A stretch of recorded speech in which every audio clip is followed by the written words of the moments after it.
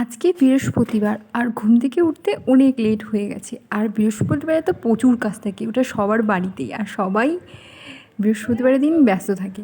তো সেরকমই হয়েছে আমার সাথে। দেরি করে থেকে উঠেছি, আর রৌদ্রু পুরো যা রৌদ্রু দিয়েছে সেটা বলার মতো। এখানে আমি সব বরমশাইয়ের কাপড় ধুয়েছি, ছাদে মেলে দিয়েছিলাম, যেগুলো যেগুলো শুকিয়ে গেছে ওগুলো নিয়ে যাচ্ছি, কারণ এত রৌদ্রু দিয়েছে 1 ঘন্টার মধ্যেই সব শুকিয়ে গেছে।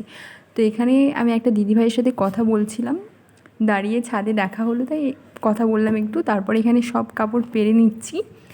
এখানে সব কাপড় পেরানোর পর আজকে আমি সেরকম ভিডিও করতে পারিনি, কারণ এত কাজের চাপ ছিল। ঝাঁটা পোছা করা, তারপরে প্রচুর কাজ ছিল, রান্নার কাজ, এদিকে আবার মানে কি বলবো। তাই আজকে শর্টকাট পুরো রান্না করেছি। এখানে আমি সোয়াবিন ভেজে নিয়েছি, এখানে পেঁপে আর একটু আলু দিয়ে, শুধু কারণ আমি একাই খাবো তো বেশি কিছু রান্না করিনি। আর একাই খেলে না অত কিছু রান্না করার ইচ্ছে করে না। আর এখানে আমি সব কিছু পুজোর জোগাড় করে নিয়েছি।